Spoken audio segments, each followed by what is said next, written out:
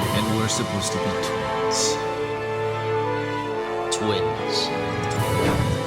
Right. Welcome to MojoPlays, and today we're counting down our picks for the games of yesteryear that deserve to get upgraded in a similar fashion to the Final Fantasy VII remakes, in terms of both visuals and mechanics.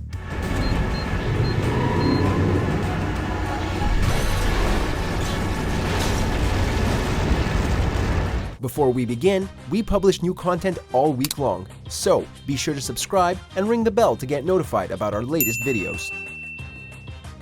Legacy of Kain, Soul Reaver.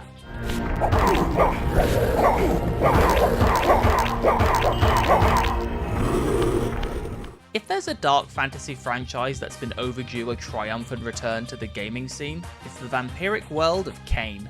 More specifically, its spin-off with a certain wraith. The Soul Reaver games were beloved in their day for pushing intrinsic world building, voice acting, and bringing the unrelenting ferocity of its vampire denizens to the forefront.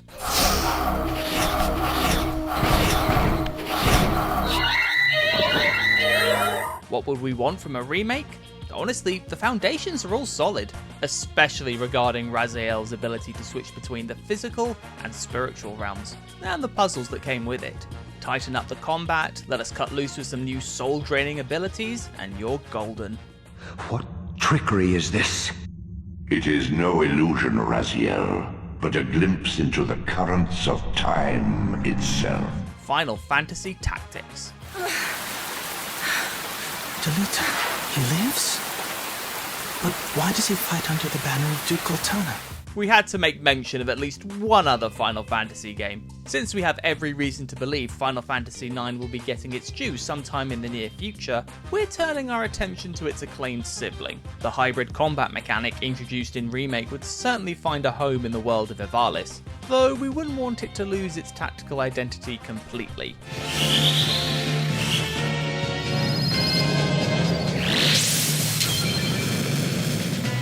Perhaps something of a marriage between Fire Emblem and Final Fantasy VII Rebirth would be the perfect catalyst to help bring the Lion War to a whole new generation, though it sure as hell better not change a single story beat. I will show you a world where your light will outshine the sun, a world that will know no darkness. May Cry Trilogy.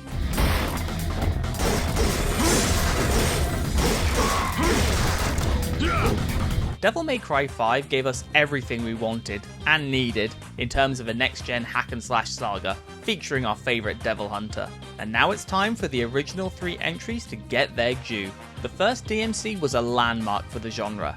The second, well, it needs all the help it can get.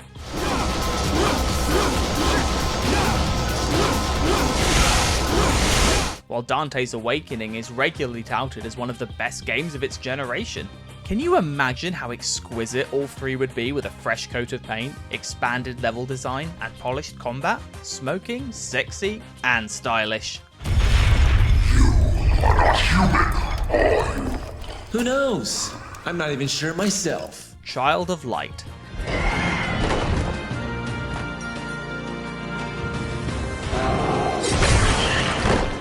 This turn-based storybook fantasy had all the hallmarks of a solid game with a rather exceptional soundtrack. Imagine what it could do if it emulated what Final Fantasy VII Remake did. You don't have to change the tone per se, but expanding the characterization of the companions, deepening the combat system, and enhancing the majesty of the world could elevate it to heights that it honestly deserves.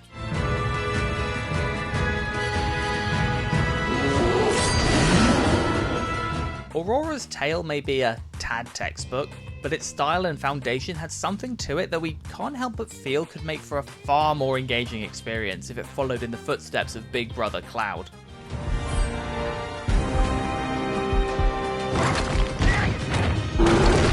Jade Empire.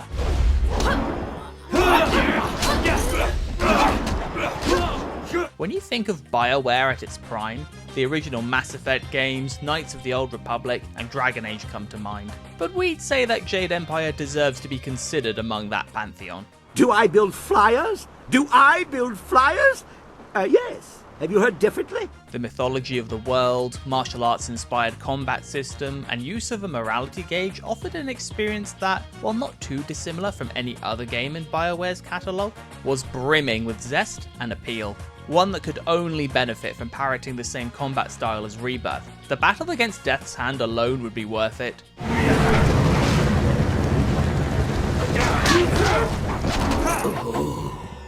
Fahrenheit, aka Indigo Prophecy. Here. You need this more than I do. Marcus, you know that I don't believe in all that. Look, it's easy to make fun of David Cage games, and most of the time it's for good reason. But we'd argue that his first is still his most entertaining, and one that would benefit most from an expanded remake.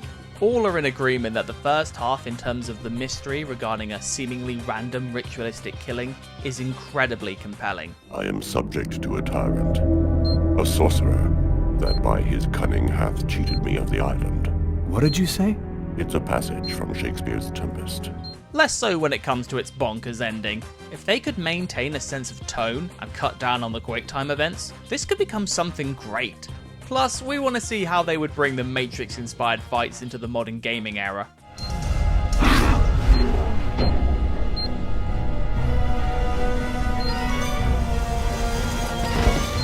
Enslaved, Odyssey to the West.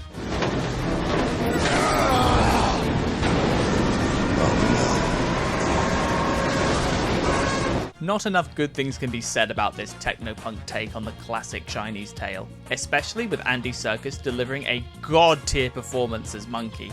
Much like Final Fantasy VII, the story, characters, and general tone is fantastic as is and doesn't need to be touched. As for everything else, nobody would be against it getting a tune-up.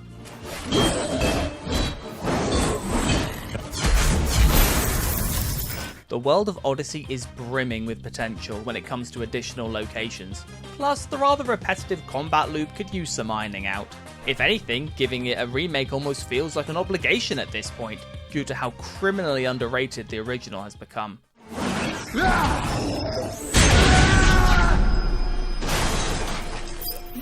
Fire Emblem Awakening. I've got your back. Time to tip the scales. Do we even need to say it? Take the characters, plot, and vibes of Awakening, lock it inside the Three Houses framework, and boom! You've got yourself a surefire winner. The franchise is indebted to Awakening for saving it from being shelved forever, paving the way for games such as Three Houses, which went on to dominate the gaming landscape. It's alright.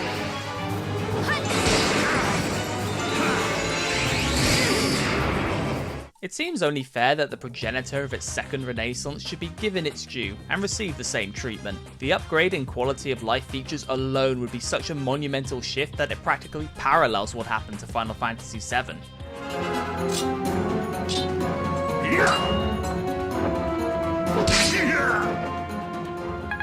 Bastion.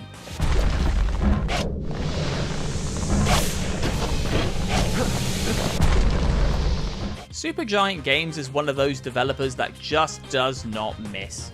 And while we want them to put all the time, care, and attention possible into Hades 2, we certainly wouldn't mind if they also decided to take another crack at their first outing.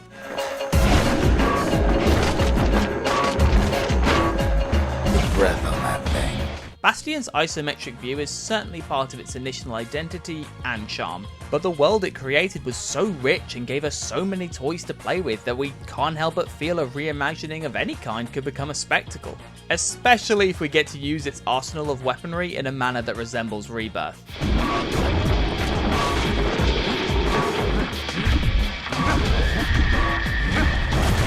Marvel Ultimate Alliance. Everyone alright?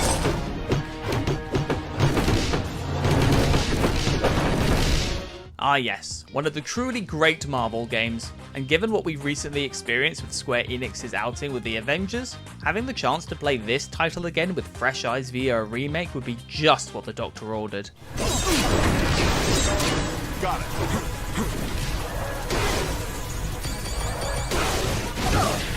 Ultimate Alliance has charm for days with its epic clash of various superheroes and villains, but its RPG elements, level design, and other features could certainly use a retouch. Bring those up to snuff, and we'd happily web swing our way through this game once again.